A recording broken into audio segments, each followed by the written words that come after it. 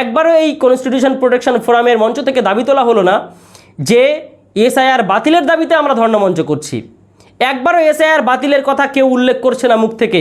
Indian secular ফ্রন্টের নেতা ওই মঞ্চে দাঁড়িয়ে দাঁড়িয়ে এসআইআরের পক্ষে, বিজেপি এবং ইলেকশন কমিশনের পক্ষে দালালি করছে, বক্তব্য দিচ্ছে, আর ওখানে পাশে এবং পিছনে বসে থাকা অন্যান্য সমস্ত 30টা সংগঠনের লোকজন বসে হা করে দেখছেন। সংবিধান বাঁচানোর নামে সংবিধানকে ধ্বংস করার পক্ষে কথা বলছে। এই জাতির শত্রু, দেশের শত্রু, মানবতার শত্রু বিজেপি আরএসএসের প্রকল্পের পক্ষে কথা বলা হচ্ছে, আর বলছে যে আমরা সংবিধান বাঁচাচ্ছি।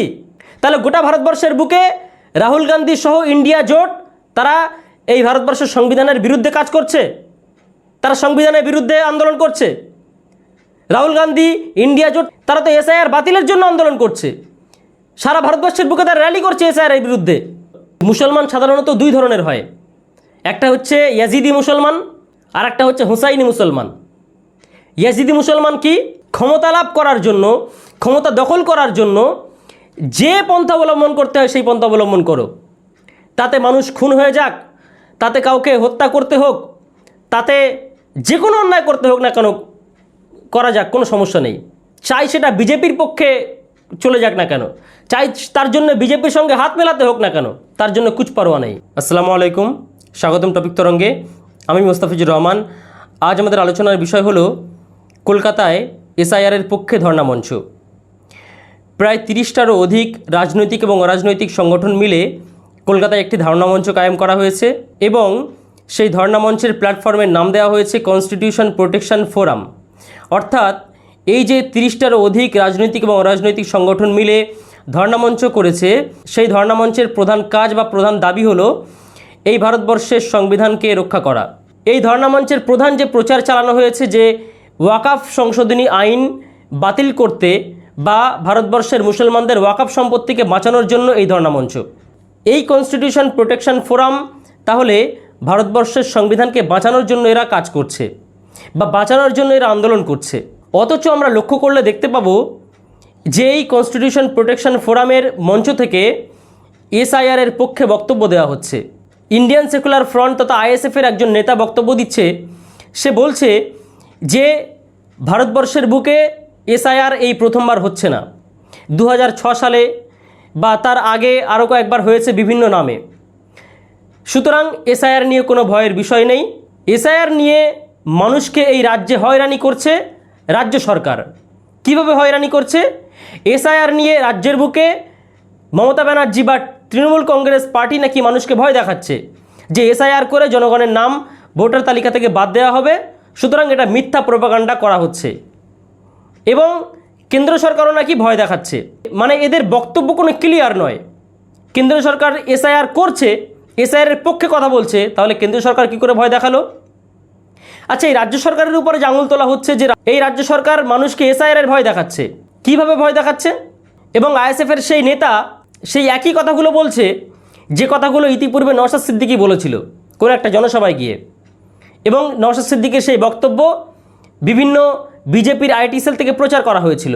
এবং এসআইআরের পক্ষে সেই একই কথাগুলো এই ইন্ডিয়ান সেকুলার ফ্রন্টের নেতা ওই কনস্টিটিউশন প্রোটেকশন ফোরামের মঞ্চ থেকে বক্তব্য দিচ্ছে, বলছে দিদি মোদি সেটিং করে মানুষকে ভয় দেখাচ্ছে। আমি এর আগের ভিডিওগুলোতেও বলেছি নওশাদ সিদ্দিকী বা ইন্ডিয়ান সেকুলার ফ্রন্টের অবস্থান ক্লিয়ার হয়ে যাবে একটা মাত্র প্রশ্নে, সেটা হলো এসআইআর। এবং এসআইআর যে বিজেপি এবং ইলেকশন কমিশনের সম্মিলিত একটা ঘৃণ্য প্রকল্প, সেটা স্পষ্ট হয়ে গেছে বিহারে এসআইআরের মাধ্যমে। কারণ বিহারে এসআইআরের মাধ্যমে 56 লক্ষ মানুষকে ভোটার তালিকা থেকে নাম বাদ দেওয়া হয়েছে, এবং এমন এমন মানুষের নাম বাদ দেওয়া হয়েছে যাদের কারণ দেখানো হয়েছে যে তারা মৃত, অথচ তারা জীবিত রয়েছে, এই ভারতবর্ষের তারা নাগরিক, তাদেরকে মৃত ঘোষণা করে এসআইআর তালিকা থেকে বাদ দেওয়া হয়েছে। এইরকম এসআইআর তালিকা থেকে বাদ দেওয়া মৃত ঘোষিত মানুষদের সঙ্গে রাহুল গান্ধী চা খেয়েছেন এবং সেই ভিডিও সোশ্যাল মিডিয়াতে দিয়েছেন। অর্থাৎ এটা প্রমাণ হয়ে গেছে যে এই ভারতবর্ষের বুকে বিজেপি এবং ইলেকশন কমিশনের সম্মিলিত একটি ঘৃণ্য প্রকল্পের নাম হলো এসআইআর। যে এসআইআরের মাধ্যমে ইলেকশন কমিশন এই ভারতবর্ষের মানুষকে ভোটার তালিকা থেকে বাদ দেবে, এই ভারতবর্ষের মানুষকে বেনাগরিক করবে, এই ভারতবর্ষের মানুষের গায়ে রোহিঙ্গা ট্যাগ লাগাবে, জীবিত মানুষকে মৃত ঘোষণা করবে। বিভিন্ন প্রোপাগান্ডার মাধ্যমে এই ভারতবর্ষের মানুষকে হয়রানি করবে, বেনাগরিক করবে এবং হয়তো নোম্যান্স ল্যান্ডে পাঠিয়ে দেওয়া হতে পারে। আজকে বিহারে এসআইআরের মাধ্যমে মানুষকে যে হয়রানি করা হয়েছে, মানুষের জীবনকে যে বিপন্ন করা হয়েছে, সেই জীবনকে বিপন্ন করা, সেই হয়রানি করা এই রাজ্যের আইএসএফ এবং তার সঙ্গী কনস্টিটিউশন প্রোটেকশন ফোরামের যে 30টারও অধিক সংগঠন, তাদের সে নিয়ে কোনো মাথা ব্যথা নেই। বিহারের 56 লক্ষ মানুষকে এসআইআর তালিকা থেকে বাদ দেওয়াটা এই রাজ্যের কনস্টিটিউশন প্রোটেকশন নামের যে ঐক্য গঠন হয়েছে, একটা ছাতার মাথার ঐক্য, এই ছাতার মাথার ঐক্যের সে নিয়ে কোনো চিন্তা নেই। এই ছাতার মাথার ঐক্যের মঞ্চ থেকে ঘোষণা করা হচ্ছে যে এসআইআর নিয়ে নাকি দিদি মোদি সেটিং করে মানুষকে ভয় দেখাচ্ছে, আর মানুষকে ভয় দেখানোটা নাকি হয়রানি। 56 লক্ষ মানুষের নাম বাদ দেওয়া হয়েছে, সেটা হয়রানি নয়।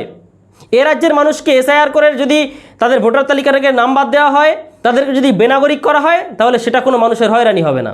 একবারও এই কনস্টিটিউশন প্রোটেকশন ফোরামের মঞ্চ থেকে দাবি তোলা হলো না যে এসআইআর বাতিলের দাবিতে আমরা ধর্ণা মঞ্চ করছি। একবারও এসআইআর বাতিলের কথা কেউ উল্লেখ করছে না মুখ থেকে। ইন্ডিয়ান সেকুলার ফ্রন্টের নেতা ওই মঞ্চে দাঁড়িয়ে দাঁড়িয়ে এসআইআরের পক্ষে, বিজেপি এবং ইলেকশন কমিশনের পক্ষে দালালি করছে, বক্তব্য দিচ্ছে, আর ওখানে পাশে এবং পিছনে বসে থাকা অন্যান্য সমস্ত 30টা সংগঠনের লোকজন বসে হা করে দেখছেন। মানে কি হচ্ছেটা কি আর চলছেটা কি?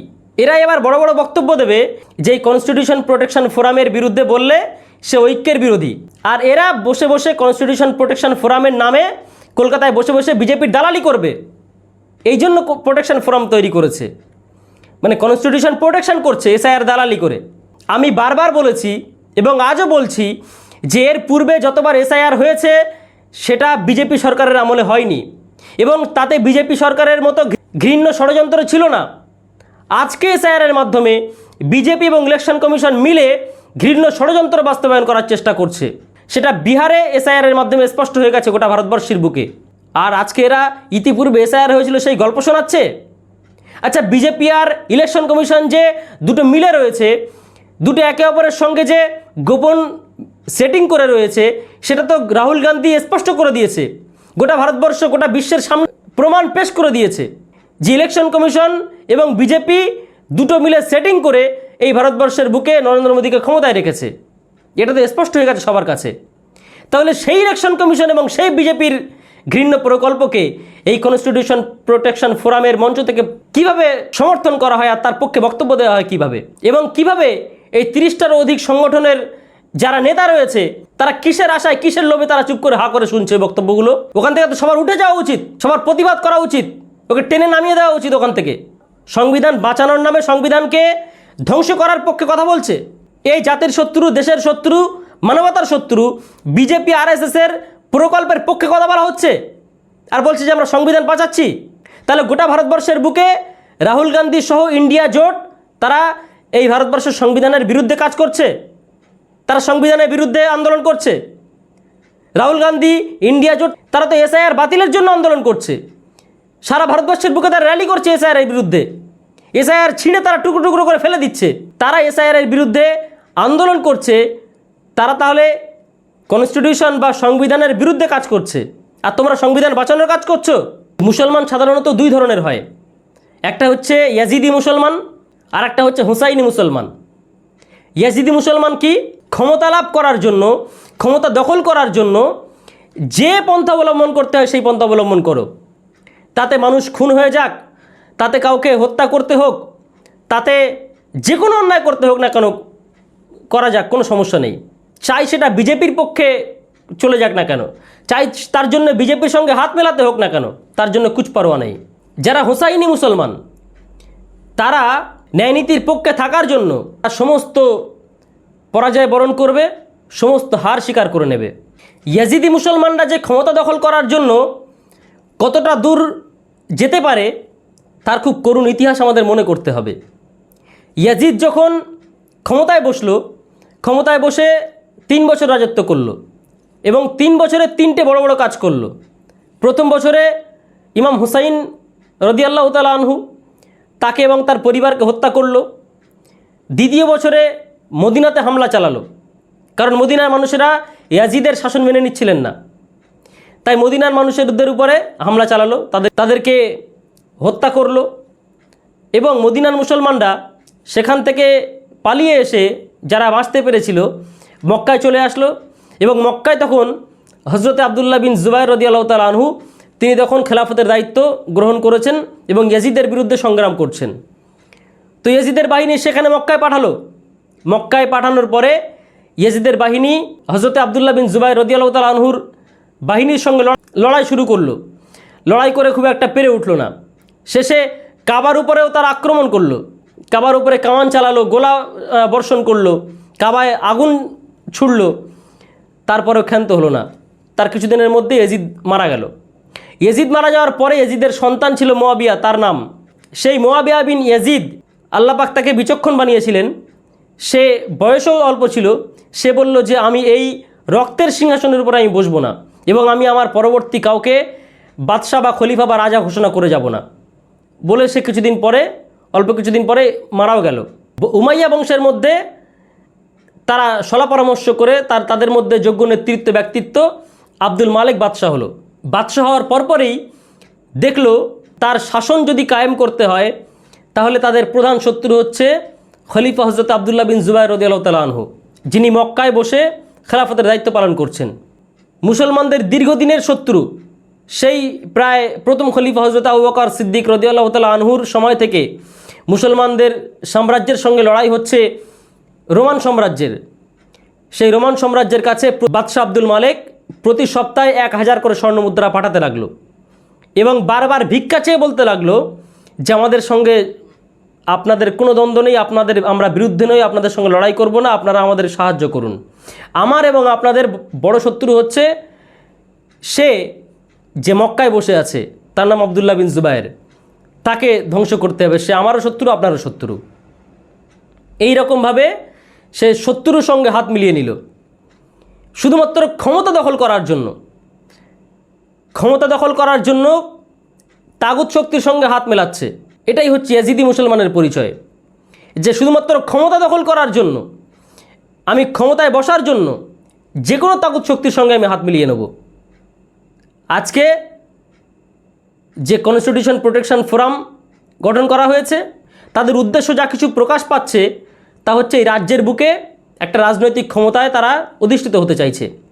কোনো অসুবিধা নেই, কোনো আপত্তি নেই, অবশ্যই রাজনৈতিক ক্ষমতায় তারা যাক, কিন্তু তার মানে এই নয় যে তারা বিজেপির দালালি করে রাজনৈতিক ক্ষমতায় দখল করবে, বিজেপির দালালি করে বিজেপির সঙ্গে হাত মিলিয়ে রাজনীতিতে জায়গা করবে। এটা কখনোই মেনে নেওয়া যাবে না। কিছুদিন পূর্বে নওশাদ সিদ্দিকীর ভিডিও ভাইরাল হয়েছিল। সেই ভিডিওতে নওশাদ সিদ্দিকী পরিষ্কার বলে দিয়েছে যে সমস্ত যত অপকর্ম সমাজে আছে তার সিংহভাগ জড়িত মুসলমানেরা, অর্থাৎ সম্পূর্ণ মিথ্যা কথা এটা। কিন্তু যেহেতু নওশাদ সিদ্দিকী বলেছে, সেই কথাটাকে সঠিক প্রমাণ করতে হবে। এই কথাটা যদি মমতা ব্যানার্জি বলতো, যদি সঠিকও হতো, তারপরেও হাজার যুক্তি প্রমাণ তথ্য দিয়ে সেই কথাটাকে ইসলাম বিরোধী ঘোষণা করে দেওয়া হতো। যেহেতু নওশাদ সিদ্দিকী বলেছে, সেটা আর ইসলাম বিরোধী নয়। এই আবেগের খেলা দূর করতে হবে। আজকে এই কনস্টিটিউশন প্রোটেকশন ফোরাম নামে যে প্ল্যাটফর্ম তৈরি হয়েছে, এই প্ল্যাটফর্মে যারা নেতৃত্ব দিচ্ছে তাদের অবস্থান আজকে প্রশ্নের মুখে। যেই বাংলার প্রায় 30টার অধিক সংগঠন যারা নওশাদ সিদ্দিকীর পিছনে দাবিদারি করেছে এবং নওশাদ সিদ্দিকীর বিজেপির দালালি করা, এসআইআরের পক্ষে দালালি করা, সেটা তারা অম্লান বদনে হজম করেছে। এটা বাংলার মানুষের অন্তরে গেঁথে যাবে। এই ছবিটা আমাদেরকে খুব গভীরভাবে ভাবতে হবে। ভাবুন, ভাবা প্র্যাকটিস করুন। মহান আল্লাহ পাক আপনাদের সবাইকে ভালো রাখুন, সুস্থ রাখুন। আজ এ পর্যন্ত, দেখা হচ্ছে পরবর্তী কোনো ভিডিওতে। সাবস্ক্রাইব।